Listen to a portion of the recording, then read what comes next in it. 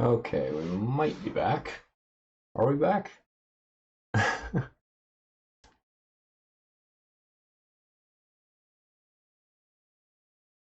Excellent. Okay, so he's drying up at the moment. As you can see, there's still some of it's dry and some of it still needs a little bit of time. In the meantime, we've also got our pale gray wash that needs to go on, so I'm going to shake that up real quick.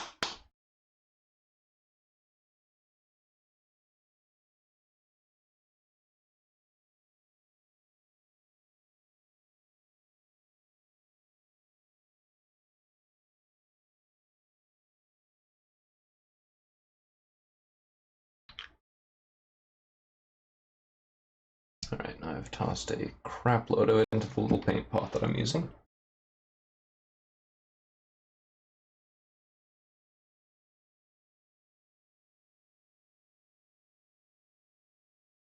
And now we will find out if this is any good for this, because I haven't actually used this one before.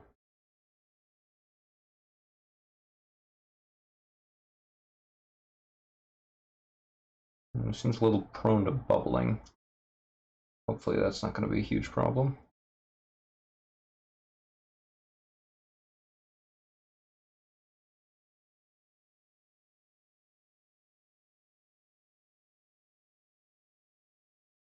It does look like it's doing mostly what I wanted it to, though, as far as where it's laying on the model.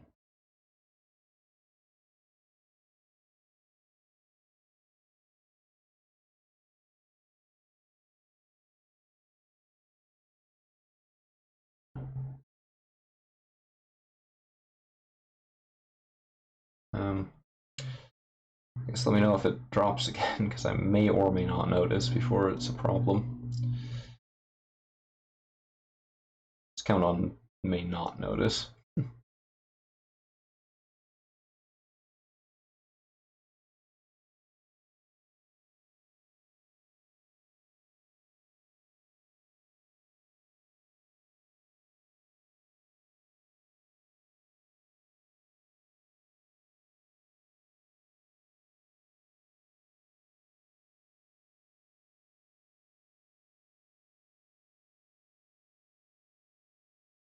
This is going to do very weird things to the shadowing on this piece. I'm not really sure what to expect out of it. Hopefully the dry brush will fix that, if it's not how I want it, but I think it'll be okay.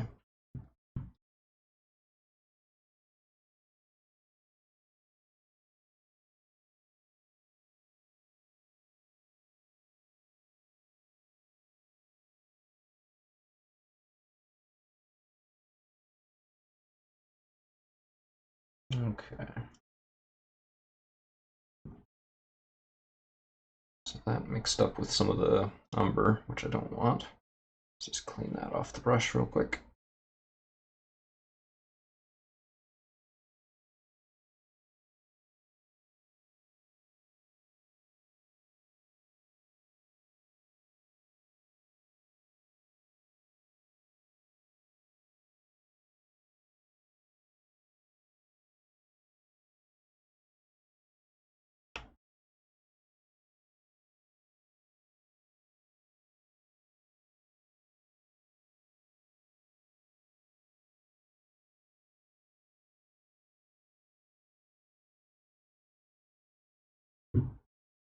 Alright. Got most of this applied. A couple areas left to go. Mostly on the legs.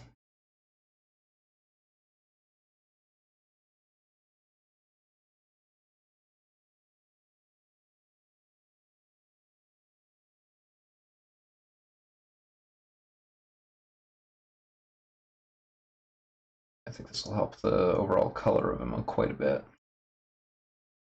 Especially once the dry brush goes on over it.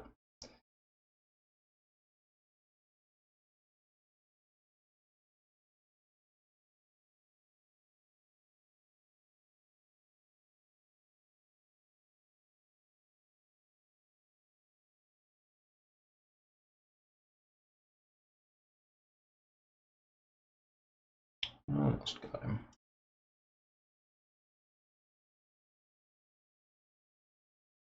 Gonna have sort of a cartoony look to him by the time we're done, I think. At least compared to all the Gloomhaven stuff. But this is a very cartoony game, so I don't think that's a bad thing.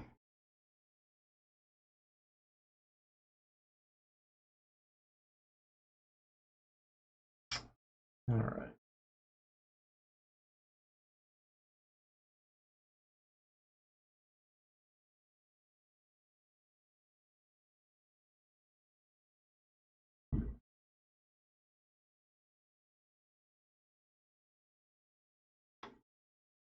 Swash is actually really aggressive. Which I think is good in this case, because it's a little bit over the top. Like a giant elephant dude with a big hammer and a gun in his trunk. I don't think we're getting out of a cartoony look with him. Here's where we're at. Obviously still wet, but you sort of get the idea. He's just gone a little bit, like, goofy looking now. The intent, of course, was never to leave the burnt, what is it? Charred brown. So this is actually on the right track, even though he looks ridiculous for a minute. Now that is going, of course, to have to dry before we can do much of anything else to him. But the next thing to do is start in on the dry brushing. We're going to be using Stonewall Gray and Bloody Red to highlight his skin and the jumpsuit. I had to stretch a little bit. Once we've got that done, then we can move on to dealing with the metallics. So the gun, the hammer, and all of the bits on his body. Fortunately, he's very simple in terms of his color blocks compared to the Gloomhaven people.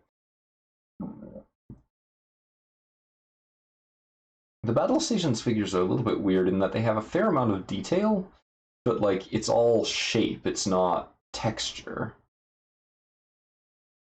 So they have like a bunch of skin or a bunch of, bunch of rocks or a bunch of tentacles or whatever, and then like there's variation in that, but not like there's no texture change. There's just different block shapes, like an arm or a leg or an antenna or an eyeball or a belt or whatever.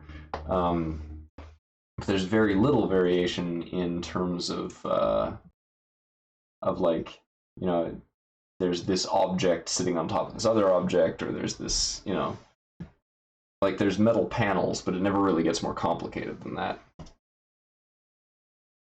Just clean my lens here, it's all dusty.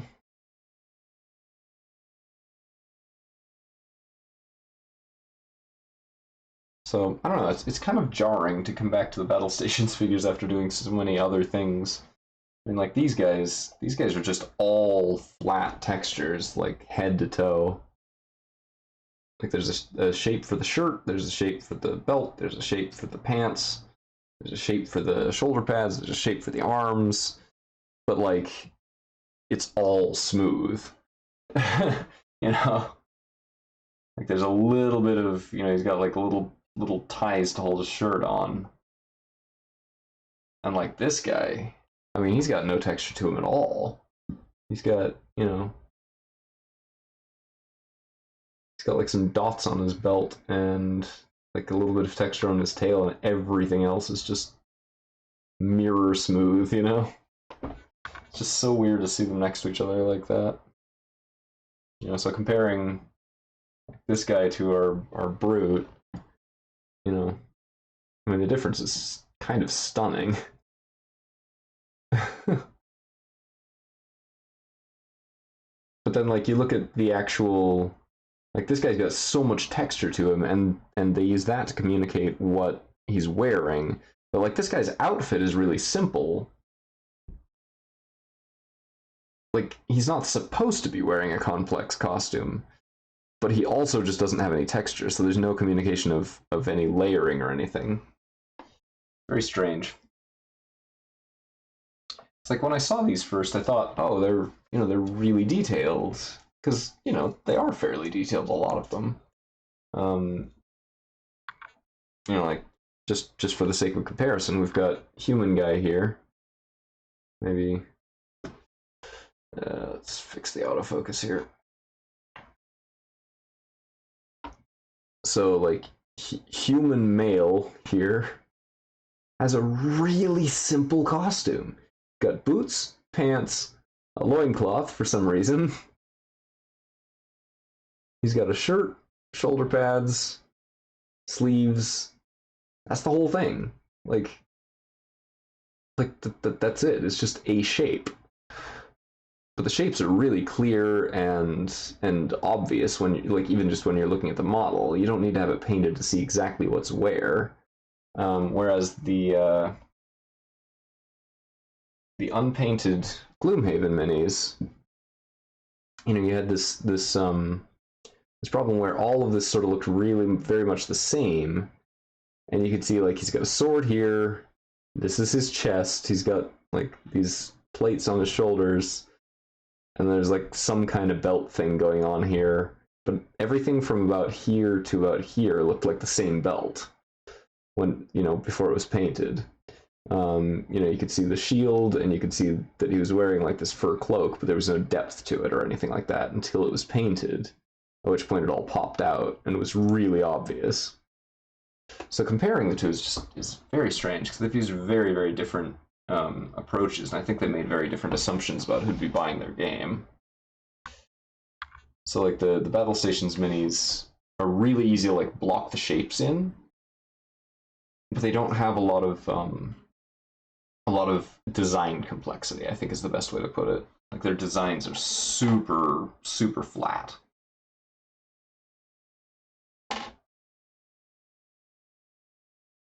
Okay, he's getting close.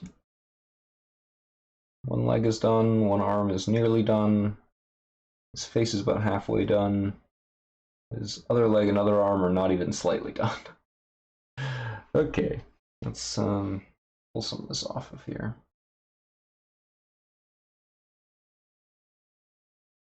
Oh crap, that looks terrible.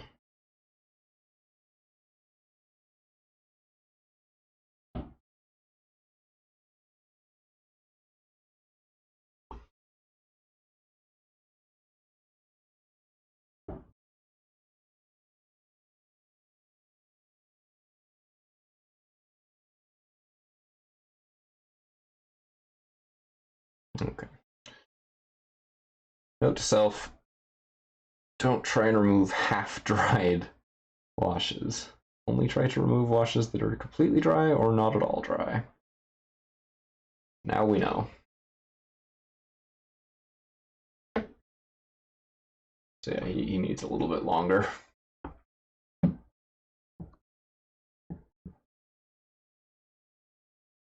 He is looking really good though. Like he's coming along well. Let's bring him in so we can see the dried portions. Like that's already a way better texture for his skin. It's not quite where I want it yet, but it's pretty close.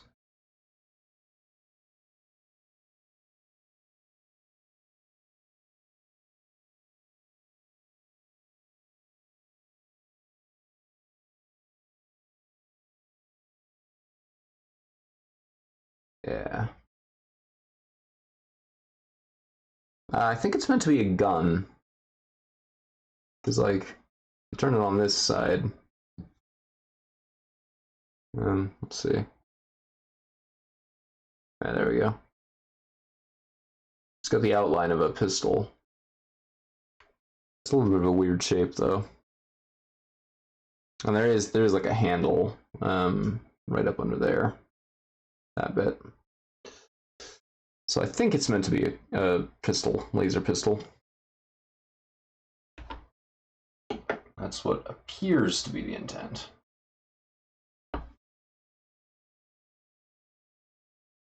Welcome, by the way. The art has, of course, the the the art has what appears to be a laser sword, and he's also got a shield, and the real figure does not have either. But they did keep the giant hammer with like a funky tonfa grip, I guess.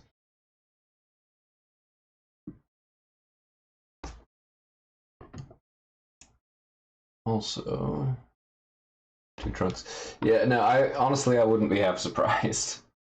Let's see, is this still positioned right? I think the camera got nudged.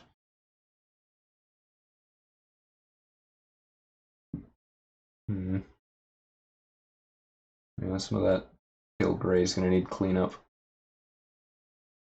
Not a ton, though. Should be okay. Elephant. He is actually called the Elephantoid because this game is ridiculous, the game that he comes from. It's like super pulp sci-fi in terms of its theme, but because it's like a second edition that's trying to be respectful or respectable, that's the word. They took themselves super seriously with it, even though it's a really intensely silly game. So the art is like all gritty and realistic, and the character designs are all detailed compared to their previous designs, and yeah, it's funny. It's honestly just funny. Because it's like the first edition of this game is literally a cartoon. um, let me grab up something to show you. Well, if it doesn't tank my recording quality.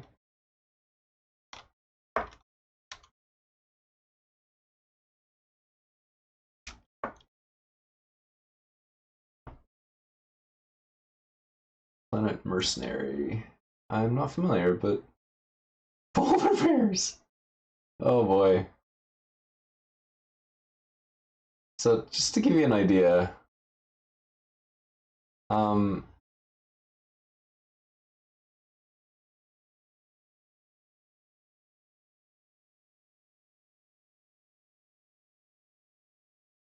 oh crap, wait.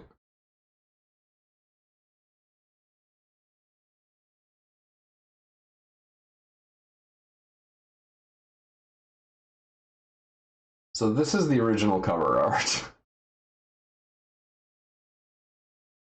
Oh, Schlock Mercenary, okay. This is literally what the cover of the game was in the first edition. uh, like, not even joking. No, not worms. That's actually one of the crewmen, or possibly a pirate. I don't know. It's a tentac, a pile of tentacles that is alive, I guess.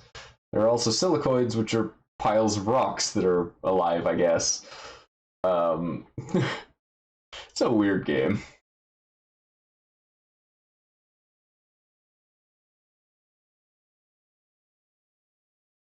For me, especially after the introduction of Planet of Dr. Moreau, which is where all the animal people come from. Yeah, they were, that's true. But after the introduction of Planet of Dr. Moreau, it just feels very much like Free Fall to me, like the webcomic. It's got bots that are playable and can have personality quirks. It's got wolf people. It's got, I mean, it really has pretty much everything you need to reproduce that comic. We actually tried at one point. I haven't read it in a long time either, but I really liked it. It dealt really intelligently with a lot of complex issues, despite just being a goofy cartoon with, you know, just like newspaper Sunday funnies kind of jokes in it.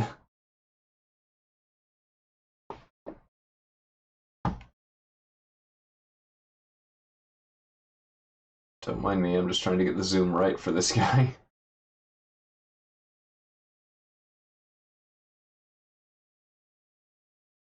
DMFA, remind me? It's been a long time since I've heard that acronym and I can't remember what it is.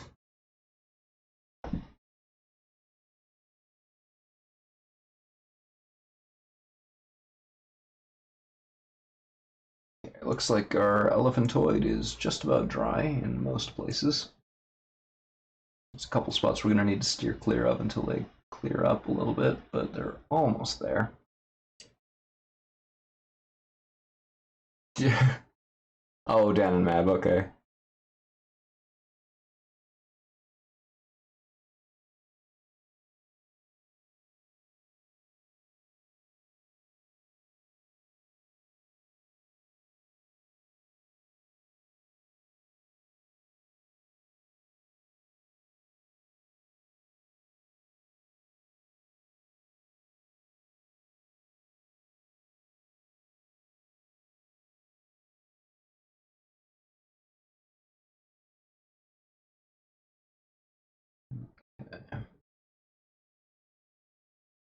That should be all right.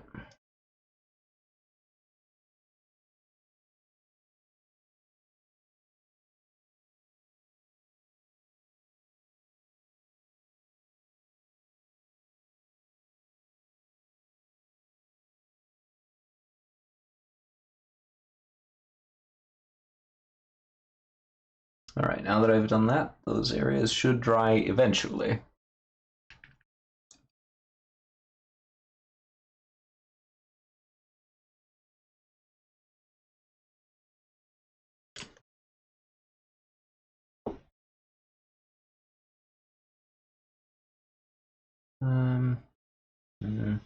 Yeah, okay.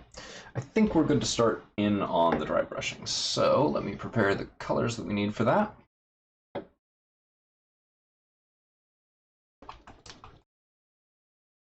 So we need our Stonewall Gray, which is actually going to be, unless I miss my guess, quite close to the color that we just put on him. So we might want to use Cold Gray instead.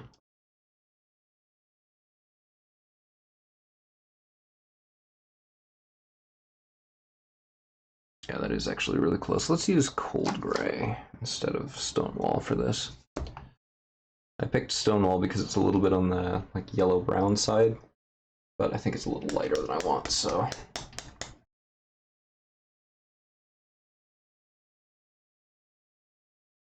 And Cold Gray is also pretty close to what I was after.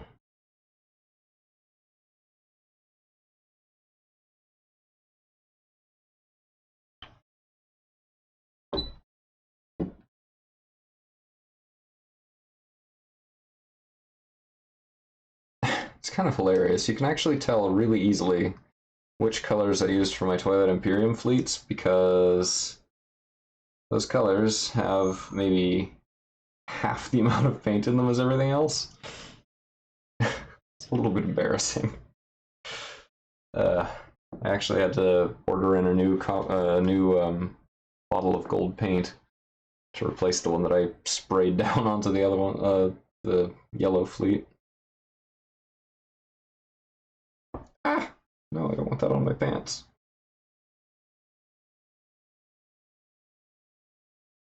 It'll wash out. There's a stray droplet.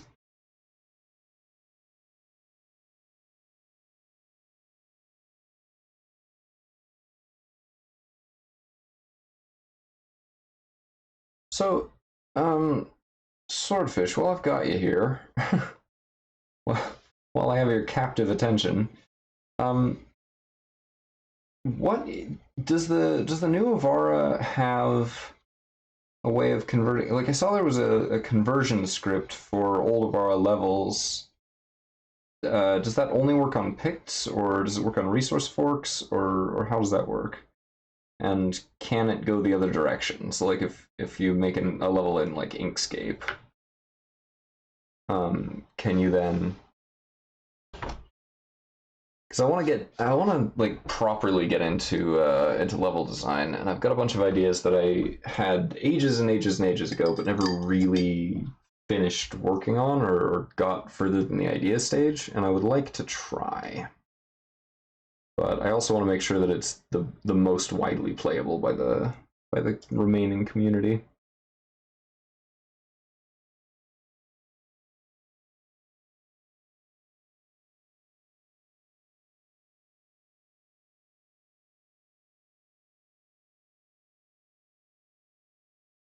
Hmm.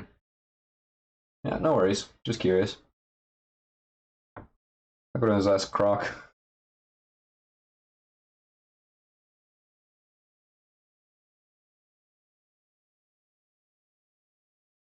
Just figured while I had you here, you know?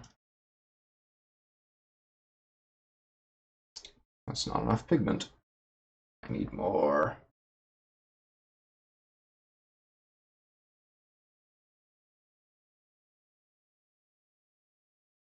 Yeah, that's better. There we go.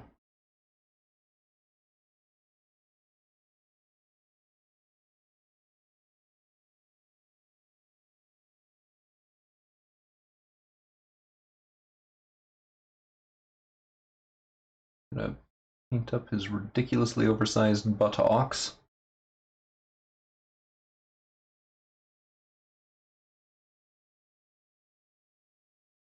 I don't feel at all uncomfortable referring to them that way.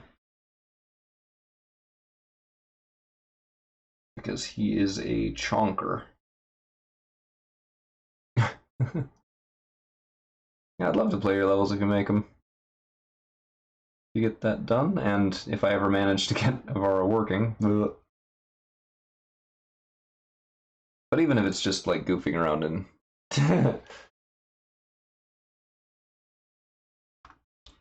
there's a lot of it.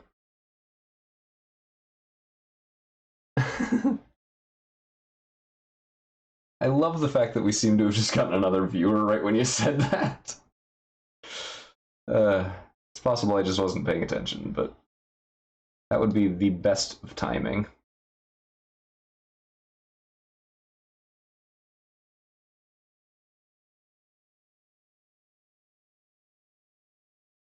It's good to leave the right impression. Yeah. You know it. It's also possible that my stream monitor just isn't working right again. Because that's been known to happen from time to time.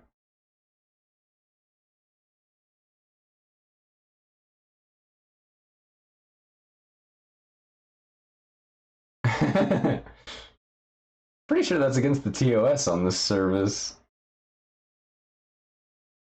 I mean, you'd have to ask someone who works for Twitch, but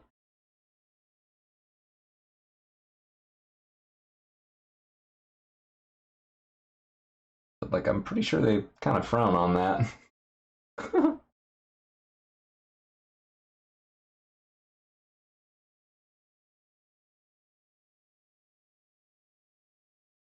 I'm actually really liking the effect that this dry brush is giving.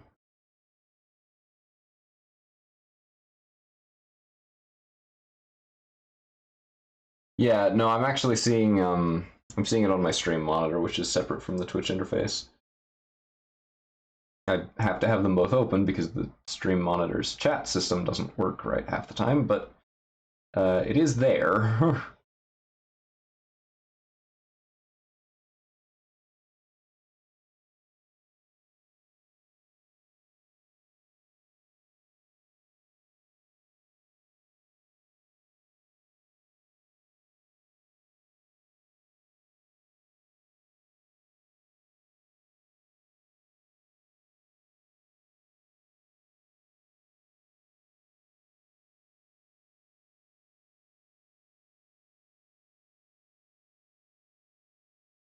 Okay.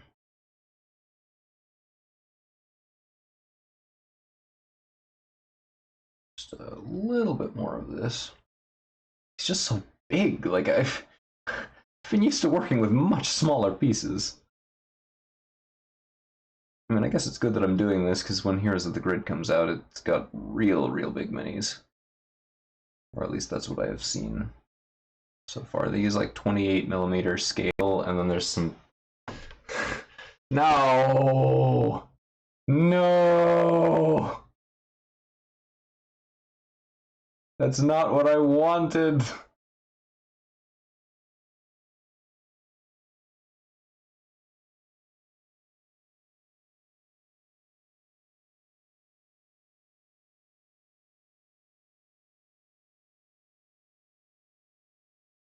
Now look, I'm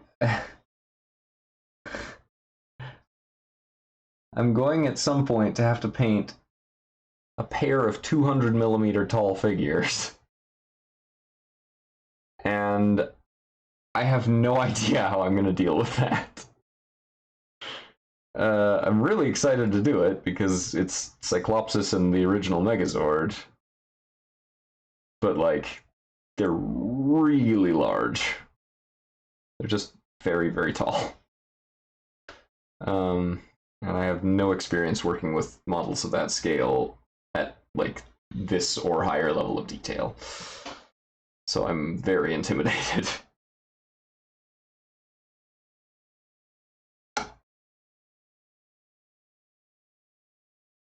Alright, elephant skin. Oh, wow, that's a lot lighter than it looked. Okay, we gotta add some black to that. That's not gonna work. Or, no, not black. We're gonna add the charred brown back in. That's gonna look better.